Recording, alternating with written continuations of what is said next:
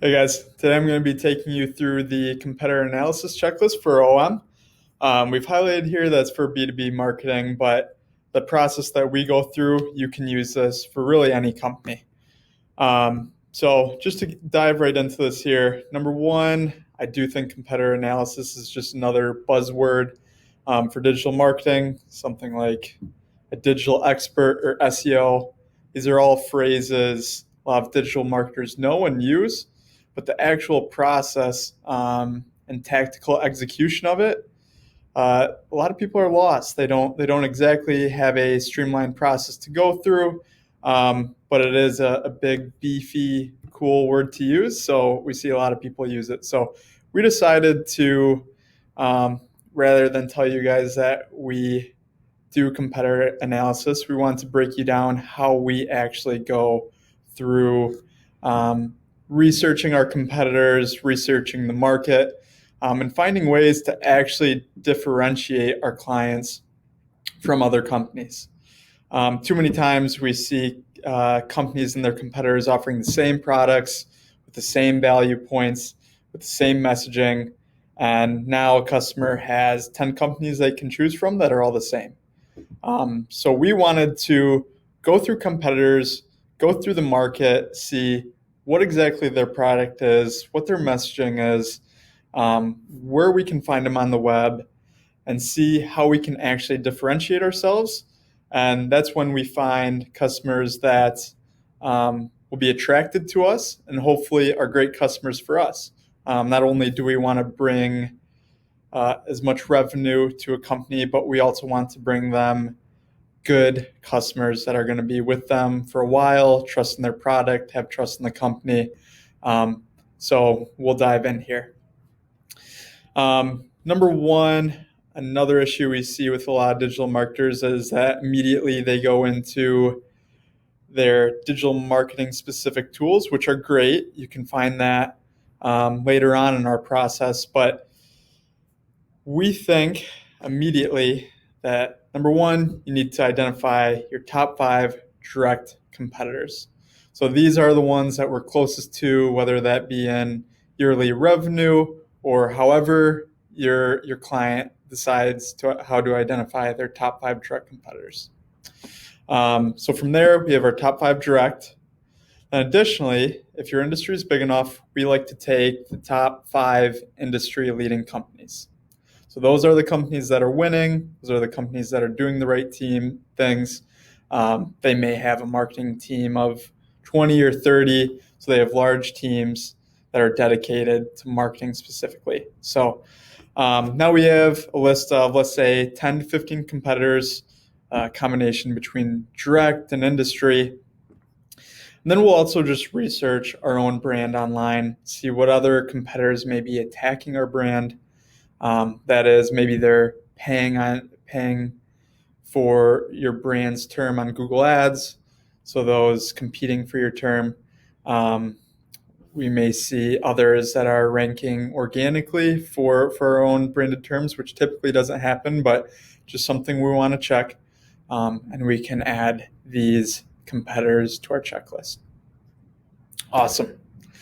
So, like I said, we have, let's say, a list of 15 competitors. Of course, we want to divide them between those that are attacking our brand, those that are direct competitors, and those that are the industry leaders. We can segment them and do our research accordingly. So from there, we like to create a document. And while we create that document, we then go to each competitor's website. So we'll start with just our top 5 direct competitors to see exactly what they're doing, as they're the closest to us. Keynote, don't put yourself into incognito tab. We want them to cookie us so we can then fall within their funnel. So we can see what ads they're running, maybe fill out a form and get into their email nurture. So we really want to understand what their marketing ecosystem looks like. So by putting us in their funnel, we'll be able to see what their marketing systems look like. So once you've visit your 5 competitors and your 5 industry leading companies and those that are attacking your brand. While you're visiting these websites, we like to create a spreadsheet with just a few columns, and that's, we want to identify what is their product we're offering. They all should be either identical or very close to our product offering, because that's what makes them a competitor. But the key here is to go through their homepage, go through their About Us pages, and really identify at least 3 main USPs or key value points that they focus in on. From there, once you compile those 3 for each competitor, we also want to be looking at their messaging. Whether they have, this kind of ties in with the brand, so if they have more of a playful messaging or playful brand, we can identify that. It's very direct and kind of boring, so we see this a lot with software companies. There's really no rule to how you document this, whatever makes sense to you. So like I said, this is going to take some time. You're going through 15 different websites.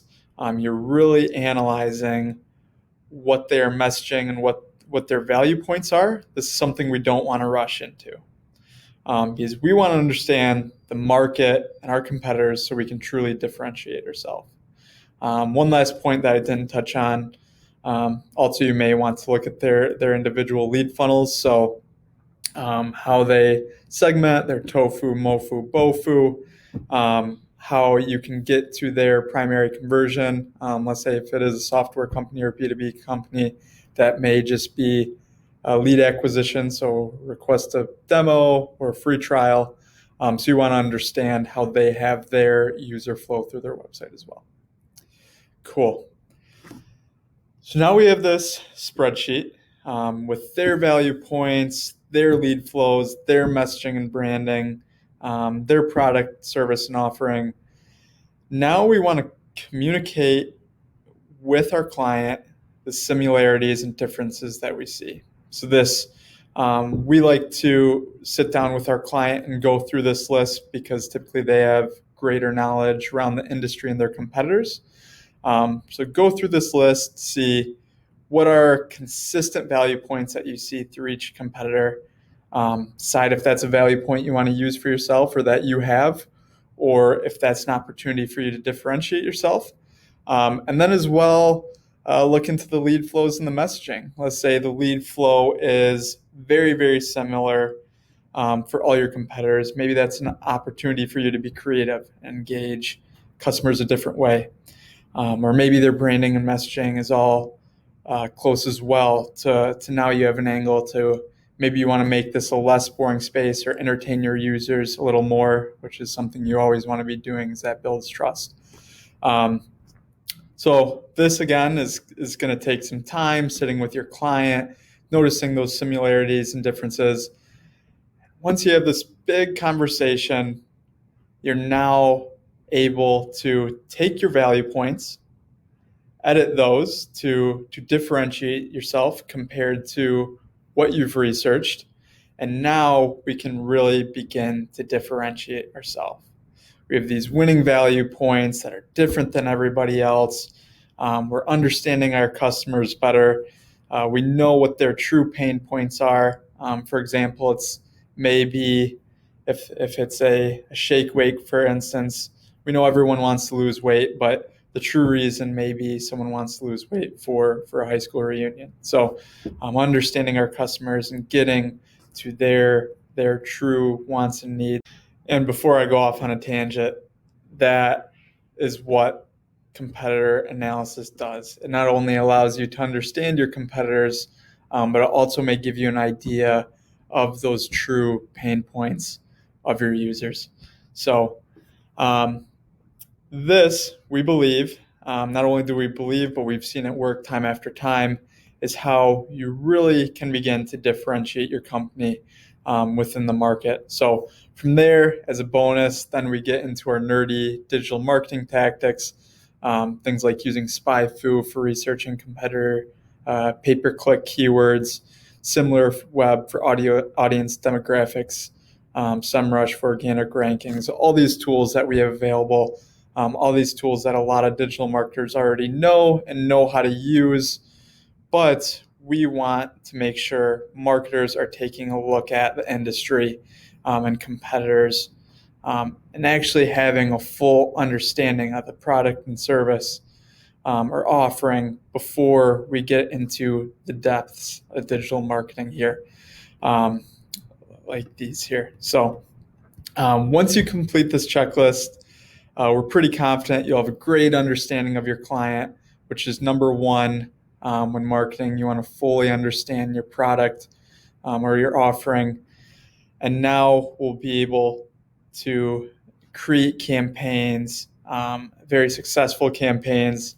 And this allows us, again, forward to have a streamlined process as we continue months and quarters with our client and years of what to do to keep our competitors and market in check. So if you guys have any comments or questions on this competitor analysis, please reach out. Also, we would love to dive into using SpyFu and researching competitor PPC keywords. So eventually we'll be getting to those videos. But like I said, this right here is going to be the most important part of a competitor analysis rather than getting in the depths of digital marketing. So thanks, guys. Stay tuned for these blogs upcoming, and we appreciate your following.